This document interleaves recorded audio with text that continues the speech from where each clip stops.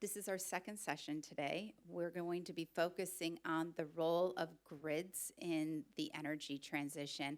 And as Damian pointed out, it's really important to bring the consumer voice to these discussions. And so we will be moving to the panel discussion in just a moment. First, we are going to have a Slido. Are we going to be able to, how do we do this, the Slido? Are we going to have a QR code that's going to come up on the screen? There we go.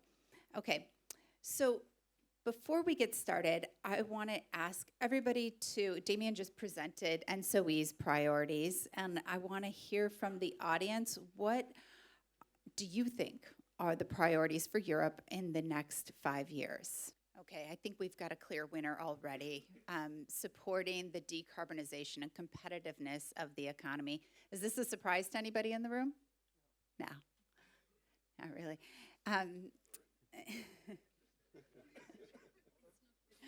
Great. Maybe our panelists can comment on that. And if you haven't voted yet, you can still get in there. But I mean, it's pretty close there. I mean, the role of grids and moving towards a more electrified economy is not a Europe-specific conversation. This dialogue is happening around the world.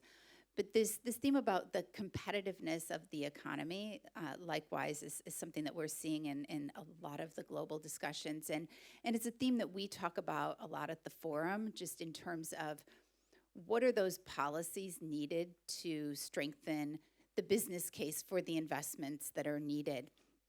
And we're gonna kick off this conversation with just two parts. We're gonna have a higher level discussion about your priorities and how they compare to the priorities that ENTSO-E has just laid out. And then we'll have a quick round of questions just focusing on the future. So I'm going to start with you, Tom, and would like to ask you to comment on to what extent are the Commission's priorities aligned with those that have been outlined by Damian? I could make that a very quick answer. Fully is the short answer. But although one thing I would take exception to is the focus on what you call the legislative cycle.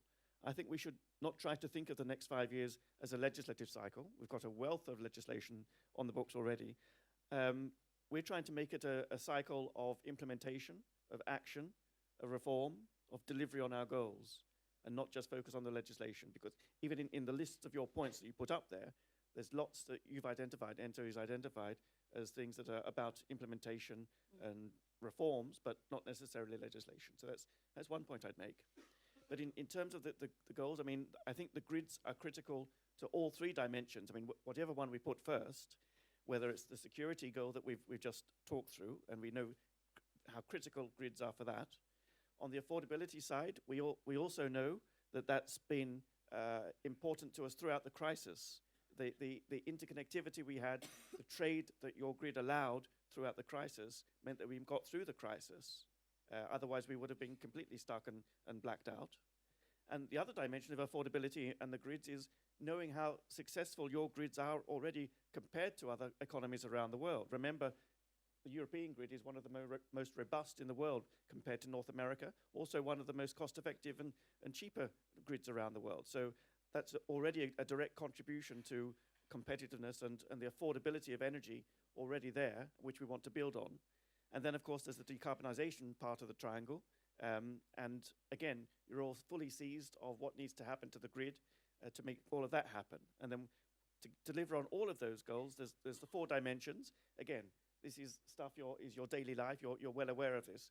On the planning side, on the investment side, on the upstream, the supply chain elements of having the material to make your grids robust, that's a clear dimension that we're tackling partly through the Clean Industrial Deal, but also on the affordability side to make sure those supply chains are there, the materials are there.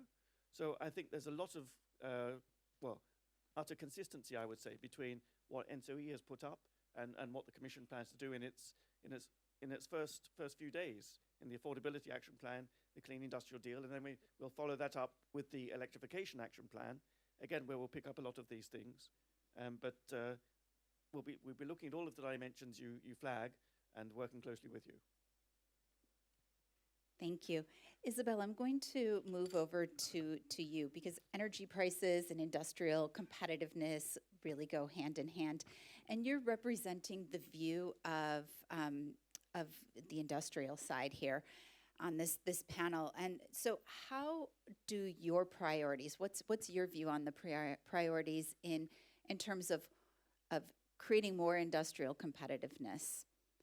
And you can speak about price, but also, beyond. Thanks. Does it work? Yes. Okay. Thanks. I can also answer very quickly, fully. But first of all, I want to thank you for the invitation and the opportunity to participate as an industrial energy consumer. And first of all, I would like to say happy birthday, 15 years. Happy birthday. 35 years for EFIEC Europe. EFIEC, like ENTSO-E and other key players, need to prepare the future, like we said, and manage the present. But we need a value chain approach to ensure strategic autonomy of Europe. In fact, we all need each other to be efficient. Energy-intensive industry need energy security of supply. We need the electricity. But we also need internationally competitive price, including the tariff components. This implies reliable, sustainable, efficient, but also affordable and competitive TSO and DSO. We need to prepare the future. All the major investment in TSO and DSO network will have an impact on the tariff and the competitiveness of the energy-intensive industry in Europe. See Elia, the Belgian TSO, doubling the transmission tariff in 2005, doubling again in 2028, mainly for the offshore. We may need grid-friendly investment, but we mainly need customer-friendly investment. And therefore, we really appreciate to be here today and to continue the dialogue for a search for concrete solution all together. Like we said in the Slido, the good answer was decarbonization and competitiveness of the industry and of Europe, because we need more Europe. The VUB, the Brussels University, recently showed that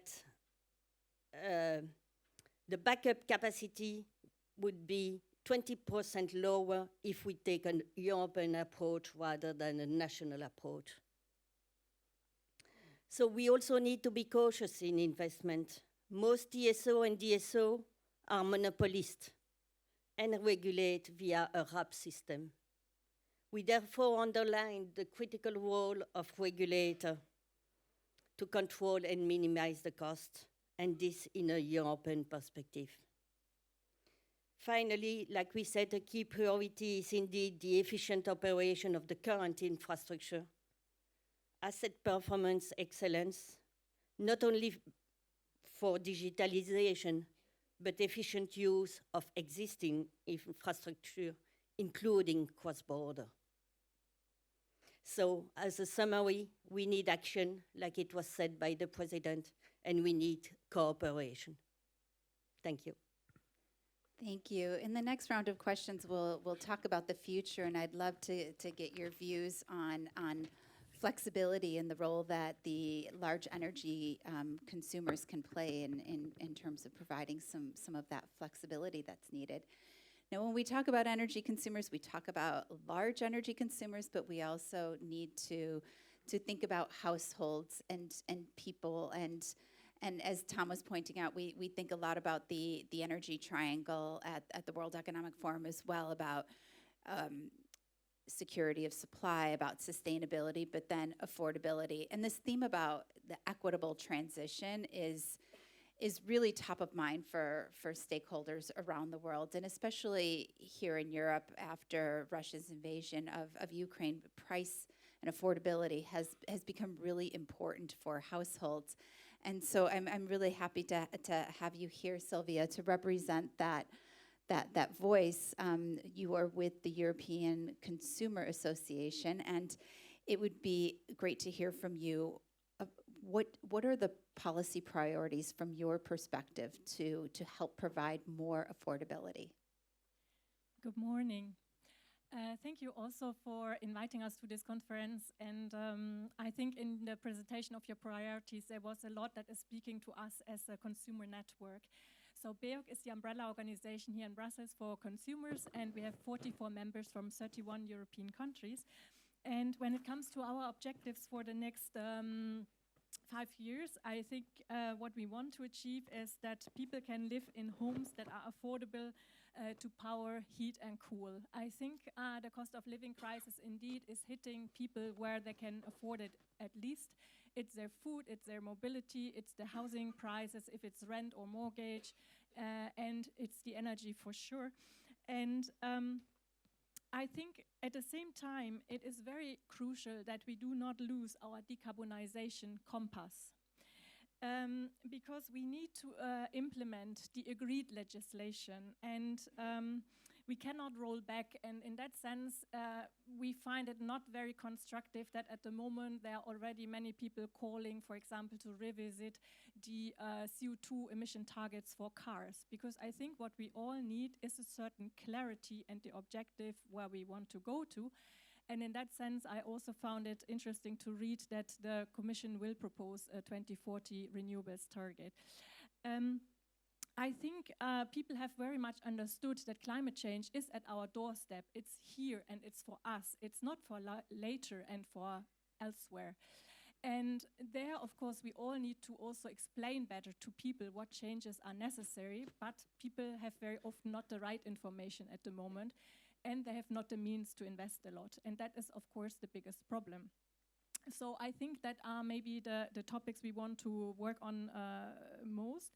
I think we agree fully with you that we need to electrify more, that we need more renewables, and also work much more on energy efficiency and on more clean technology. But of course, we need to see how people can afford that. And that's why I also think when we design industrial policies, we need always to think the demand side with it, otherwise it's not gonna work. We have the heat pumps for the moment in the warehouses in Germany, for example. Thank you. And we'll come back to that in the next round of questions. But I want to come back to you, Tom, with the new Commission for Energy taking office. Can you talk about specific policy measures that we can expect to accelerate grid development under the Clean Industrial Deal and the Electrification Action Plan? We can talk about them. We're still thinking them through. We're still drafting them, and we're still open for suggestions as to what they might include. There are different ideas floating out there. I mean, you look at the financing side of things. On the financing side, we ourselves know that, well, we think the Connecting Europe facility is a wonderful thing. We'd love member states in the MFF to triple or quadruple its budget and carry on building out the PCIs, which have done so much for European energy integration and economic integration. So on the financing side, we want to see clarity and ambition in the EU budget, but that's not up to DG Energy. There can be reviews of how tariffs are set in Europe today. What can we do are there reforms there we can undertake which make those more efficient, both in terms of giving the right signals that tariffs and prices need to give, but also in terms of raising the finance. And then are there other sources? Do we need to turn more to governments directly rather than finance everything through tariffs? Is there a role for direct government investment or other forms of investment? So financing is one element we'll want to explore, because fundamentally, I mean, and this will be in the list of many things that's in the Affordability Action Plan, because it's critical that everything we do to carry on rolling out the grids and delivering on the grid needs has to be done as cost effectively as possible to ensure it's affordable both to households and to industry. So that's on the financing side. On the planning side, we've already done a lot in terms of the permitting regimes that have been changed and simplified over the years. Simplification continues to be a key theme of this commission. So again, if there are your suggestions of what we can do to make processes or permitting faster, smoother, what on connections, we all know of the huge bottlenecks we have in connectivity, and there must be changes we can make to the processes there that make things faster and cheaper to implement. So yeah, so that's on financing, that's on permitting, on the planning side.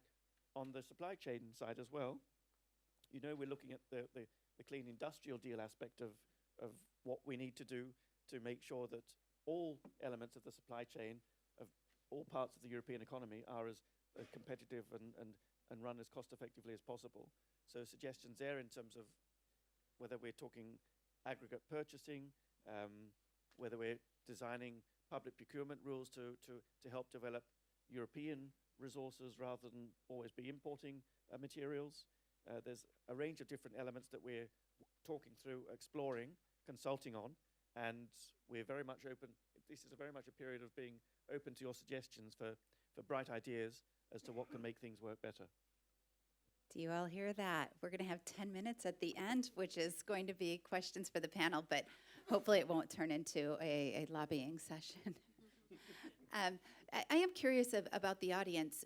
Who in the audience is private sector? Great, that's helpful. And government? TSO, DSO, grid? Okay, yeah. Thank you. The last 10 minutes we'll hopefully be able to open it up to a little bit of dialogue with all of you. But first I want to go back to you, Isabel, and I want to really think about that public and private part. That what do you think? How can governments and industry work together a bit more to expedite some of these changes that are needed on furthering investment in the grid? I am really curious about the role of flexibility and the role that large industrial energy players can play to provide some of that flexibility into the system. A lot of questions. First of all, I think that public-private partnership will be key to ensure competitiveness of the European industry and then the European economy and all of us here. We all need each other. The producer are producing electricity, we are using electricity, and between us there is the infrastructure. We need the whole value chain approach to be competitive. On flexibility, for us, one main point is that flexibility, the main responsibility is the one of the TSO or the DSO. We have a role to play, but it should remain voluntary. The key point of energy-intensive business is to make goods and commodity that are useful here in Europe. It's not balancing the electricity network. If it's not voluntary, flexibility is called curtailment. It's not called flexibility. So we are open for that, but we need to make sure that there is a business case for competitiveness and also a business case for CCUS, carbon capture, utilization, and storage. So here again, I think a value chain approach and a cooperation. But let me take a more helicopter view, because you said Clean Industrial Act is coming in 100 days, roughly, or 98 now, or I don't know. But, and we have 5 main requests on a more helicopter view. First of all, we need to secure supply of low carbon energy at internationally competitive price. This is crucial. And like you said, we need to implement an effective industrial policy enabling this energy transition, carbon neutrality, while protection of employment and strategic autonomy of Europe. And this will be hopefully an integral part of the Clean Industrial Act. We also need to de-risk investment and ensure easy access to capitals, both for capital expenditure and operation costs at plant level and with a technology neutral approach. And cross-border infrastructure, not only for electricity, but also for gas, for hydrogen, for CCUS in the future. But we need an effective level playing field between EU and non-EU industry, both on domestic and international market, including carbon leakage protection, state aid and trade rules, overcapacity issue, as well as social and environmental standards. And last but not least, we need to support innovation, concrete scale-up and lead market for circular, low-carbon product with pull and push measure, including public procurement.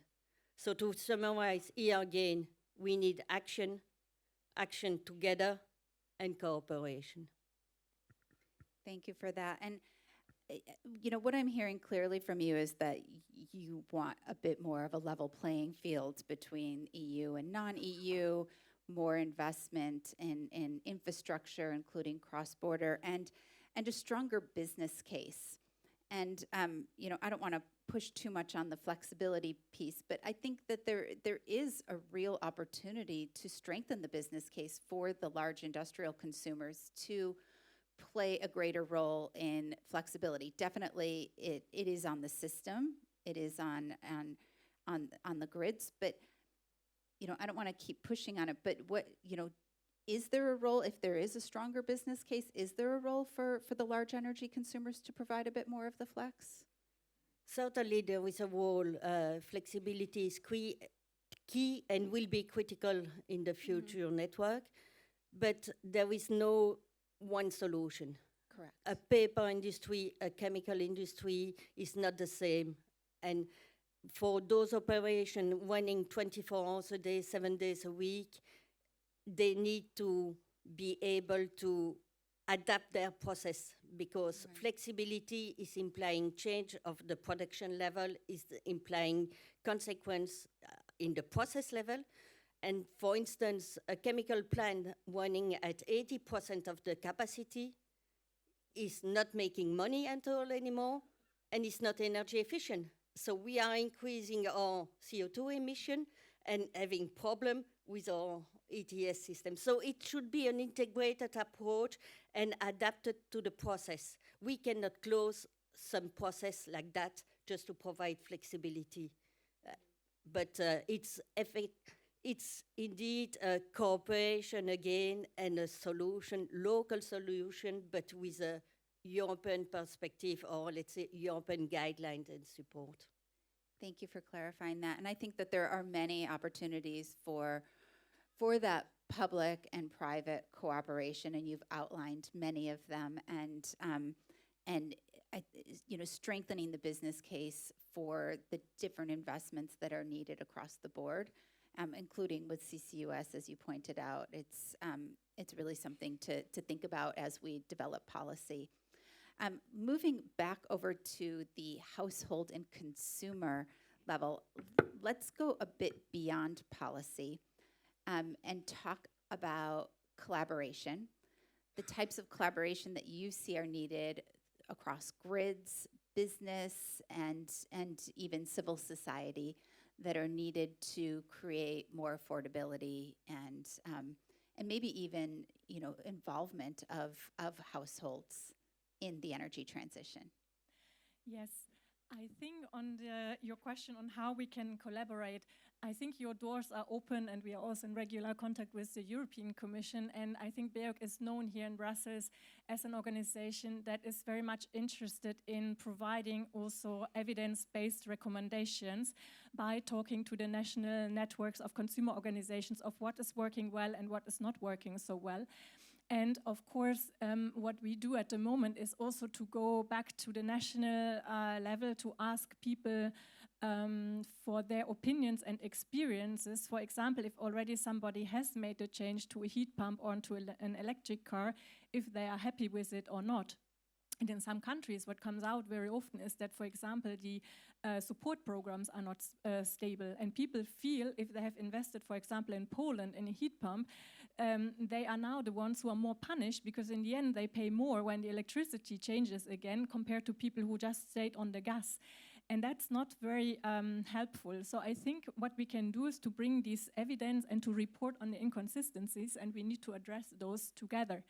But we not only need to speak more about the how we collaborate, but also on the what, because even though we have legislation in place that needs to be implemented, we have more work to do.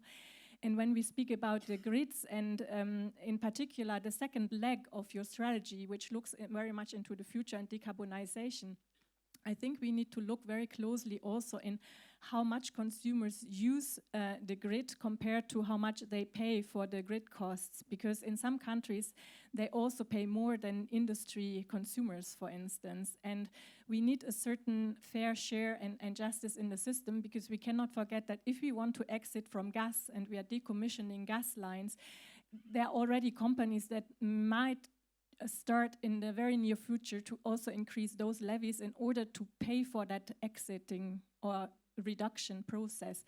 And that's for us, I think, very, very important that we are there staying in regular contact, and that we can also flag to you of what is working well and what is not working well. Thanks. Tom, I wanted to come back to you to maybe provide some reflections on what we've just talked about here. Particularly what Sylvia has just raised on the differences in tariff between industrial and household consumers, and then we'll go to the business case. But let's start with that tariff discrepancies. Yes, I'm not sure I call them discrepancies, but there's all sorts of interesting aspects of tariffs we need to reflect on, and the degree of do we need to come back on the idea of what we mean when we talk of cost reflectiveness.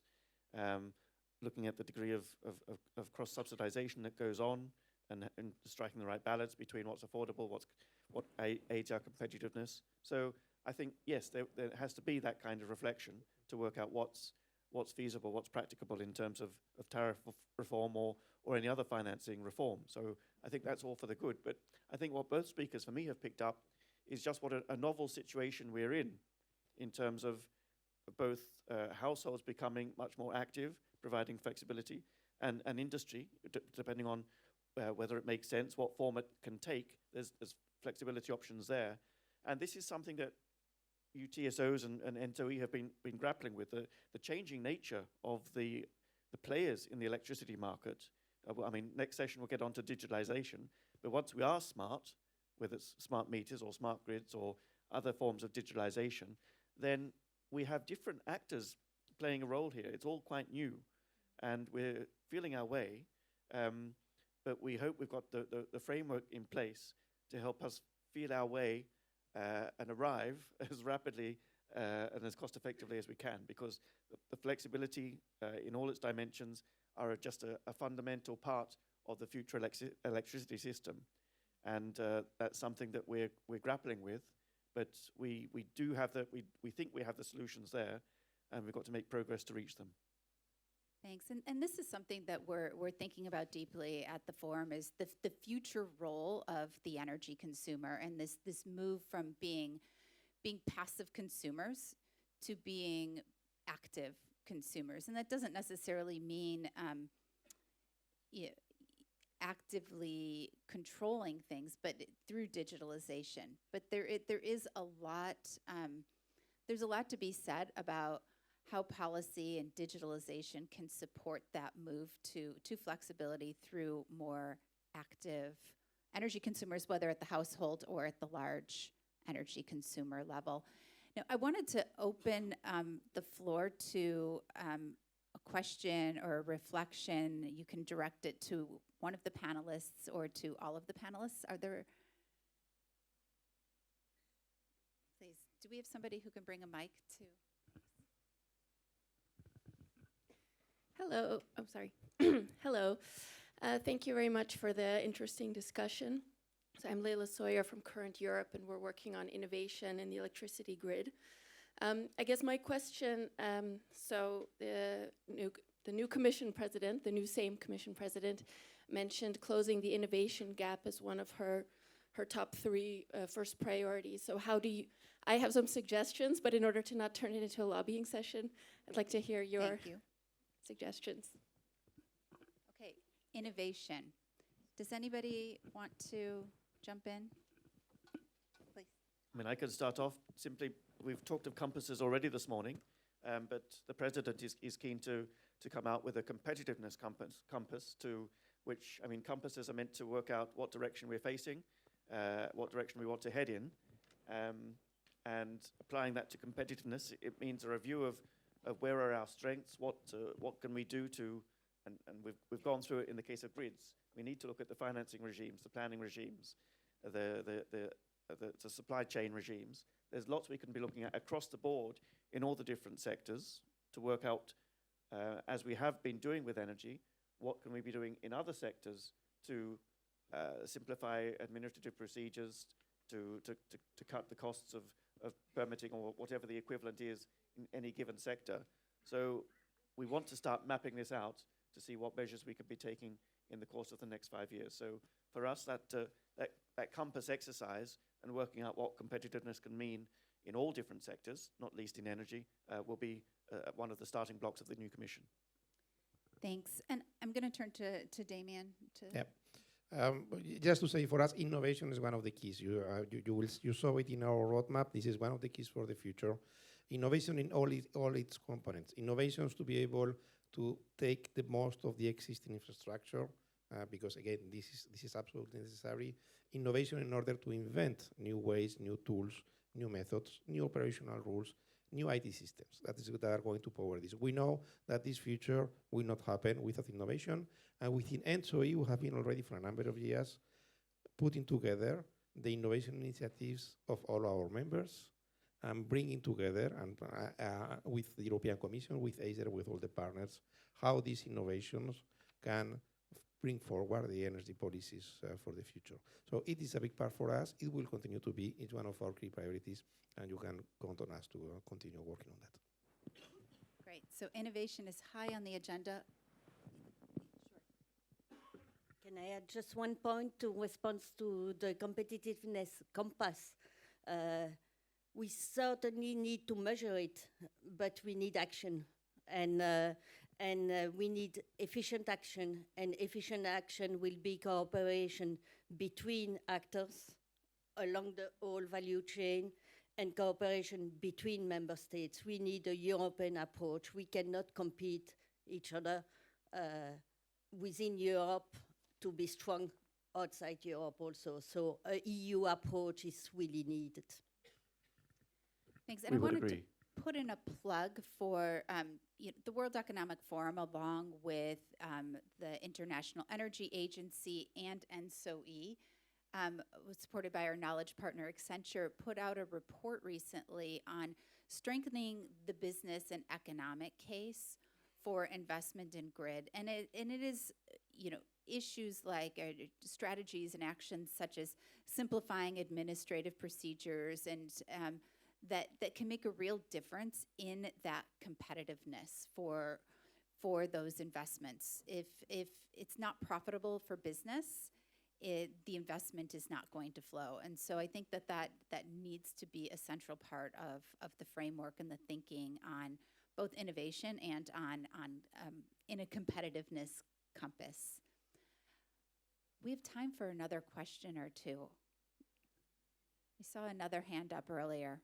Do we have any? Okay, thank you. Hello, everyone. So thank you for all of your sharing. Here is Kexin, and I'm working for Huawei Digital Power. So we are like a renewable solution provider. So I'd like to have a question for Damien, because you just mentioned the ENTSO-E strategic roadmap. I noticed that there is a very interesting point for the market design for the futures carbon neutral Europe. So I'd like to learn more detail about this. Would you see there will be more for example, a new market to procure kind of service, because the background for this is that we may know the grid is loosed of some stability. For example, the inertia, ENTSO-E also working on this. And we also noticed that, for example, in Great Britain, there is already a market to procure such kind of service. But in Europe, like generally, we may see that it is a little bit slow-paced. We may have Germany to open up an inertia market for next year, but would you see that it will be more commonly seen in other European countries, or what's your position or ENTSO-E's position on this? Thank you. Thank you for the question. I'm going to take a broader picture, if you allow me to that, to the market design the topic we have here. When we talk about market design for the energy transition, what we mean about that is that we know that when we go down the path of the decarbonization of the power system, we will need to provide value to different things than the ones that were before. And this is flexibility, this is the cost of infrastructure, and this is, of course, the generation. So you need a market design that's going to provide value through the design of the market to the things we need. And I will take the example of our colleague from IFIECO. When we say we need a business case for flexibility for industrial consumers. Market design can be a solution to that. How you design a market that is going to provide the value that industrial consumers or the final consumers need in order to have a business case, so that it's interesting for them to provide the flexibility. Your question was more about ancillary services. Today, there are some paid places. This is a very niche part of the market design, but it's also important. We are fully aware of the different initiatives that are being taking place into that. For this, my answer would be that there is no size-fits-all solution for how to provide ancillary services. In some countries, in some areas, it would be better to have a full market, providing full market way to do it. In others, you need a more organized market. There are different ways to organize a market. What's important for us is that it is efficient, but again, that provides value to what we need in the energy transition. And they are not the exact same things that we had before. It seems a bit conceptual the way I'm saying it. There is a lot of work behind that. We believe that this is going to be a very important part of the future design. We are following the initiative policies that are coming from the different stakeholders. For us, the important thing is that when we design this market, we are able to provide value to what will be needed. This is flexibility, this is capacity, this is infrastructure, and of course, the energy in the end. But the equation of renewables is not the same as the equation, for instance, of gas, of the traditional power sources. And market designs need to be adapted to that. Thank you. No, we are at the end of time. I want to give the floor back to Damien in just a moment to provide any further closing remarks. But I do want to point out that there's a lot of alignment across the board. There's a lot of opportunity to still provide input to the new commission on what is needed. And I think that, you know, the theme that we're seeing is that there's just a lot of opportunity for more coordinated action across the different stakeholders, across different sectors and borders, and to really be thinking through the market design to strengthen the business and the economic case. I mean, that's one of these themes that I think is just going to resonate throughout the day, that there has to be a strong business case for the industrial side. There has to be a strong economic case for government to bring along those end users, whether households or industry. Damien, I'm going to give you the last word, and then I understand there's a video that will close us out. Thank you very much. Thank you very much, Christine, and thank you for our panelists for being here with us today. I would like to conclude with just three main ideas. First of all, we will back to the policy priorities that we put together, and I think that the fact that with the Commission and with the consumers, we are, I would say, fully, I don't know, maybe, but at least mostly aligned on what we think is going to be important for the next 5 years. This is very interesting to note, and I think this is the sign of the fact that we already have a very strong cooperation put in place, both, again, with policymakers, but also with the different parts of the industrial value chain. And again, the most important part, that is the consumers of what we produce, what we transport, that is the electricity. And I think this is very important to note, and it's very important to move forward. What we have here, and I think that this is no news for anyone, is that we need an energy transition that works for all. That works for all. And this is something that I think was very clear from the different interventions of this panel. And works for all mean that we need an energy transition that not only will achieve carbon neutrality in our continent, but will also be a factor for the competitiveness of the economy and for the security of the continent.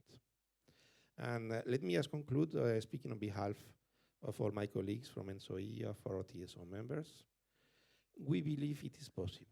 We believe it is possible to have this energy transition that will bring security, competitiveness, and a carbon neutral Europe. And you can count on us to help making it a reality.